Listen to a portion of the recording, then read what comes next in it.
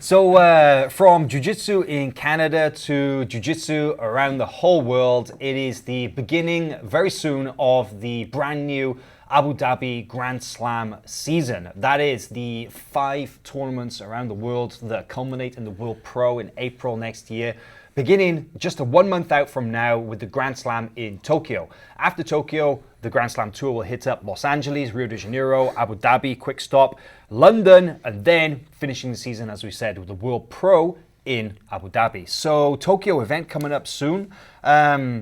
Riccardo, you've been to quite a lot of the Grand Slam events around the world, the World Pro a bunch of times. So what can you expect from the Tokyo Grand Slam coming up soon? I mean, as a competitor, I don't understand why you wouldn't be hitting up all the Grand Slams, you know, not just for the professionalism of the event, which we know, but for the cash prizes, the ranking, you know, it's like, if you tell your parents that you go, you know, compete in jiu-jitsu and they come into a local tournament and they like see this high school gym, there's nothing to eat, stinky, all these people yelling and stuff like that. But you take them to a Grand Slam event and it's classy. It's so professional. Fighters get paid. You know, they get ranked. It's just a whole other level, I feel like, in jiu-jitsu. So, I mean, aside from the fantastic matchups that we're starting to see develop in the brackets, man, every Grand Slam is awesome. Tokyo. I want to go to Tokyo. I've never been. I'm not going to go this year, maybe Rio, but man, it's like every Grand Slam is a must. I would echo that. The one thing that I really like about the UAE is their production value. Like they have this incredible camera that's over the mats, so you're getting all these awesome angles. They really just pull out all the stops for their events. Plus, like you said,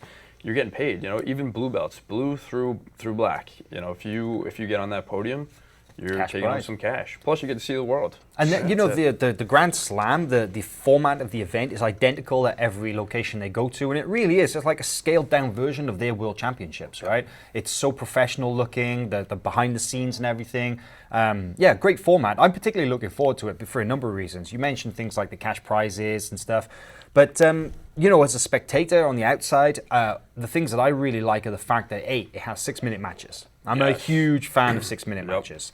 I like the fact that they have the repechage system. So if a guy loses, they go back into like a second bracket and fight for 3rd place. So, you know, a guy doesn't go so well, you know, he could potentially redeem himself and go through.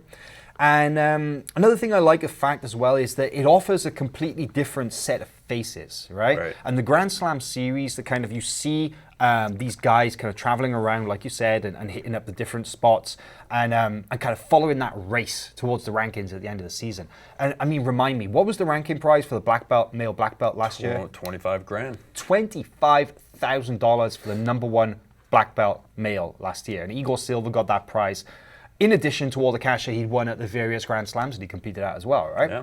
And they're offering rankings for, if you're the #1 ranked guy in the world, you get 25 grand. If you're the #1 ranked guy from North America, South America, Europe, Africa, Asia, Oceania, which is Australia, then again, you get another cash bonus. I think it was 5 grand for the top ranked guy in each of those locations. So sometimes guys like, let's say Lachlan Giles, who, you know, kind of participated and gained ranking points through various events, but he never hit the podium in any of the major tournaments, still got 5 grand. You know? That's right. Goes a long way to help being a professional competitor, right? Yeah, no, talking about the cash prizes, I did the LA Grand Slam a couple of years ago, and I remember I lost in the finals to Adam Bradley back when we were blue belts. And I was super down that I lost, and then they handed me an envelope with 3 crisp $100 bills. And so I wasn't that down anymore about losing. It's a good way to cheer yourself back up. That's great, man. It really is. And one thing I was going to say, like, you know, you talk about the cash prizes as well. Let's look at it this way. Last year, if you are a black belt, and let's say you do, 5 Grand Slams. Yeah. So what's the grand prize money for the $2,500 for #1 black belt, yeah. So you win every Grand Slam. Okay, and let's say you were eligible for King of the Mats, and you know the huge payout there. And let's say you did World Pro, huge payout there.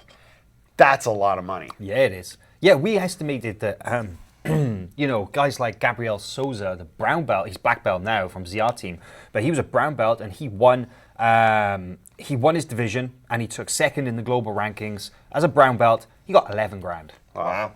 That's amazing. Yeah, you can make like a legit salary doing the UAE events. Yeah. The problem is if you don't have the sponsors who are going to send you out there. So I think a lot of guys run into that, but you can also earn your way to at least the World Pro. Right? Yeah. They pay athletes ways to. That is true. to Yeah, compete there. qualifying athletes who get points throughout the season, they do get travel packages as well to go to Abu Dhabi to compete. And I think that's something that all grapplers should aspire to as well. Right. All grapplers should aspire to compete in the World Championships in Long Beach. Everybody should also aspire to have another goal to compete in Abu Dhabi at the World Pro, because it's just they're both very distinct experiences, both extremely valuable, but very different as well, right? So One thing you forgot to mention: no closeouts. Oh, I like Love that. That's true. Yeah, Love I'm that. a Good fan of part. that. Yeah. I love that. I think that's huge, and also I like the fact that World Pro, you're representing your country.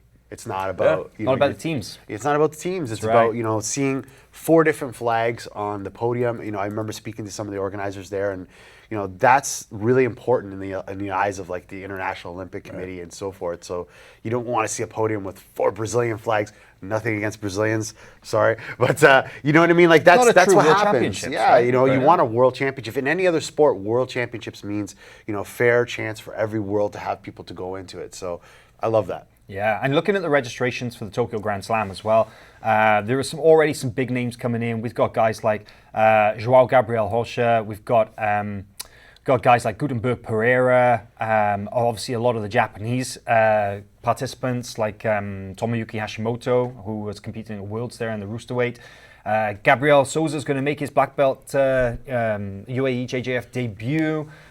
Just a bunch of really good guys, and also there in the black belt women's divisions as well. You got like Bianca Basilio, who did great at World Pro. She was a champion there in April. Yeah. So I think it's shaping up to be an exciting tournament. I'm looking forward to that. So. And we're pretty far out, so there's going to be It's a a month lot out. more. There's still a month out. There's going to be a Kainan lot. Duarte signed up as well. Sorry. That's right. No. There's going to be a lot more high-level black belts signing up, so it's definitely going to be watching that one for sure. Yeah, 100%.